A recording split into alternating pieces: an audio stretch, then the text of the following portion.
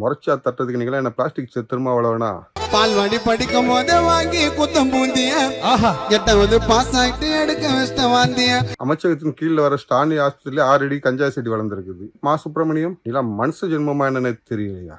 IG அங்குள்ள காவல்துறை அதிகாரி சொல்றாரு, பட்டாக்கத்தியால் தட்டினார்கள், முறைத்து பார்த்தான் தட்டினார்கள்.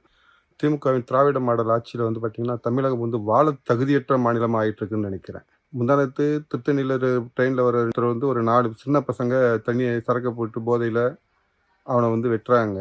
அது ஊடகங்கள்லாம் வெளியே வந்துச்சு. ஆனால் நம்ம ஐஜி அங்குள்ள காவல்துறை அதிகாரி சொல்றாரு, பட்டாக்கத்தியால் தட்டினார்கள், முறைத்து பார்த்தான் தட்டினார்கள். முறைச்சா தட்டுறதுக்கு நீங்களா என்ன பிளாஸ்டிக் திரும்ப அவ்வளவுனா? அடுத்தது நேற்று பார்த்தீங்கன்னா கோயம்புத்தூர்ல ஒரு வடநாட்டு வாலிபரை வந்து கொன்னுட்டாங்க.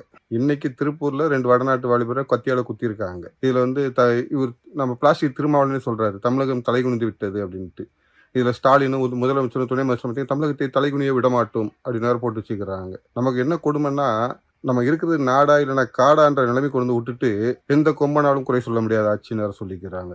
திராவிட மாடல் ஆட்சியில அதிகாரிகள் இது அமைச்சர்கள் பொய் சொல்லுவாங்க பார்த்துருக்கோம். அதிகாரிகள் பொய் சொல்ல வச்சுட்டாங்க. நம்ம அஸ்ராக்காருக்கு அந்த கள்ளக்குறிச்சி விஷயத்துல வந்து கலெக்டர் சொல்ல போய் தான் கலாச்சார சாவில்னு சொல்ல போய் தான் எக்ஸ்ட்ரா அவ்வளோ சாவு விழுந்துச்சு. இவரு மா சுப்பிரமணியம் இதெல்லாம் மனுஷ ஜென்மமா என்னன்னு தெரியலையா? கஞ்சா வந்து இல்லாத ஜீரோ மாநிலமா. அவருடைய அமைச்சகத்தின் கீழே வர ஸ்டானி ஆஸ்பத்திரியில 6 அடி கஞ்சா செடி வளர்ந்துருக்குது. நம்ம அப்பாவு பாதிரியார், அவர் ஒழுங்கா பாதிரியாரை போய் தொலைஞ்சிருக்கலாம். சட்டசபையில் போய் உட்காந்துட்டு இருக்காரு மீதா சபாநாயகர் அப்படின்ட்டு. அவர் சொல்றாரு இங்க வந்து கஞ்சா இல்லை அப்படின்னு சொல்லிட்டு. அப்படியே அவங்க இந்த ஊடகங்கள்லாம் நீங்கள் வேறு ஏதாவது வேலை செய்ய போகலாம். மற்றதுக்கெல்லாம் விவாதம் நடத்துறீங்கள. தமிழகத்தில் கஞ்சா இருக்கா இல்லையா, எத்தனை கிலோ மாட்டுச்சு, ஒவ்வொரு மாதத்துக்கும் எத்தனை கிலோ மாட்டுச்சுன்னு கண்டுபிடிக்கல சொல்லலாம். நீங்கள் ஊடகங்கள் வந்து உண்மையிலே ஊடக பணி செய்கிற ஜனநாயகத்தின் 4வது தூண் பத்திரிகை அப்படின்றாங்க.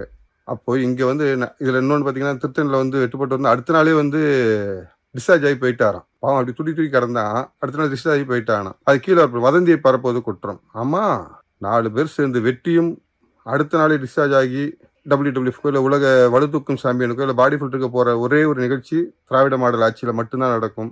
இங்கே மட்டும்தான் பொய் கிடையாது, கஞ்சாவே கிடையாது தமிழகத்தில். மா சுப்பிரமணியம் சொல்கிறாரு, பாதிரியார் அப்பாவு சொல்கிறாரு. மக்களே, இந்த திராவிட முன்னேற்ற கழக ஆட்சி எந்த அளவுக்கு விஷமாக இருக்குன்னு பார்த்துக்கிடுங்க. எவ்வளோ விஷம் இல்லைன்னா நடந்த விஷயத்தை நம்ம கண்ணு முன்னாடி நடக்கிற விஷயத்தையே கஞ்சா இல்லை, வெட்டலை பட்டாக்கத்தியில் தட்டுனா, இதுக்கெல்லாம் காரணம் ஓட்டு போட்ட நீங்கள் தான். உங்களால் அப்பாவிகள் பாதிக்கப்பட்டு இருக்காங்க.